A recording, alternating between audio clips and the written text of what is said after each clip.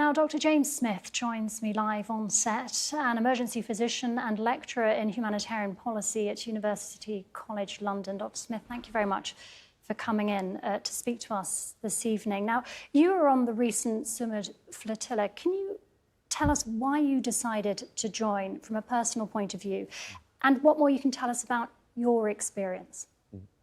I was with the flotilla for about 2.5 weeks as it traversed through the Western Mediterranean from Sicily towards Tunisia and then back again. And I was with several hundred other participants. This is the largest flotilla in the Palestine Solidarity movement. There are, of course, many flotillas that preceded this current flotilla. And people have been motivated really to participate because they don't see states acting. States haven't taken their responsibilities seriously, and therefore individuals have to take matters into their own hands. And that's really what we're seeing now play out, not only with the flotillas, but indeed with protests and this sort of galvanization of the Palestine Solidarity movement globally. What does it say that so many hundreds of activists and aid workers and doctors were willing to take part in this flotilla, like I say, worldwide, willing to risk taking aid to the enclave because of this continued Israeli blockade on aid getting in? I think this tells us about the levels of frustration among folks who have looked to legal and political systems to function and have seen that they have completely malfunctioned, or perhaps even that they are functioning exactly as they were intended to function, that they were always intended to enable and enact violence in one form or another, particularly against the Palestinian people.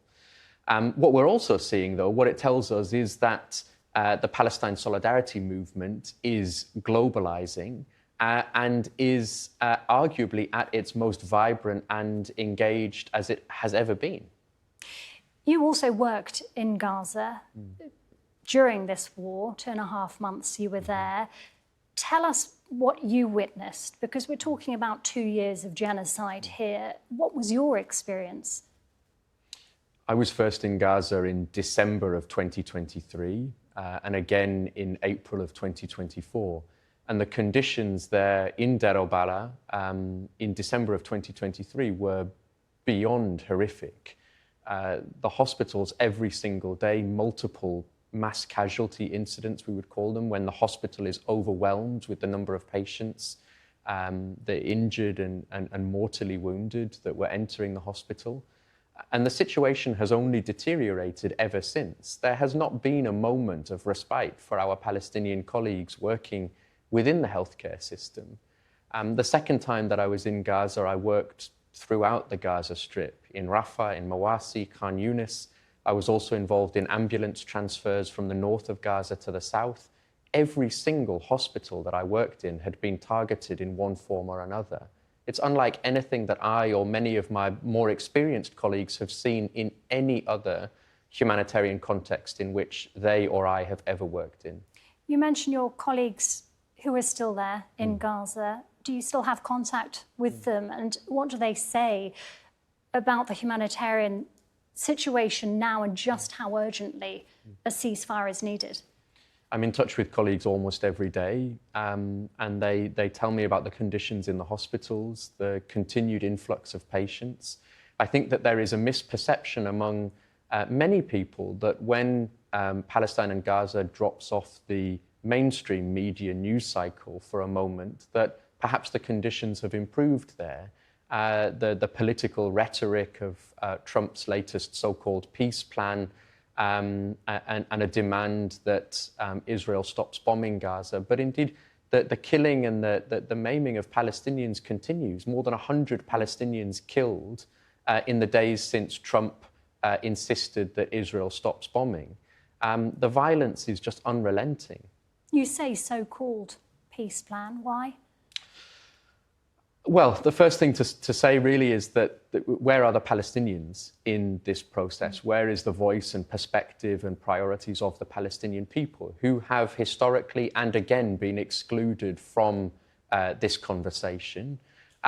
Let's be frank, that Netanyahu and Trump and previous Israeli and US administrations, they have never acted with the wishes or the rights of the Palestinian people at the forefront of their minds. There are many people, foremost among them Palestinians themselves, who are concerned that whatever comes next will simply be the genocide, but by other means. The other thing, of course, we need to be very well aware of is that this plan doesn't address the fundamentals underlying root causes of occupation, of apartheid, the denial of Palestinian political rights, the denial of the Palestinian right of return. And until those fundamental issues are addressed, what indeed does this particular American peace look like? There is no accountability and there is no justice, and therefore there can be no peace.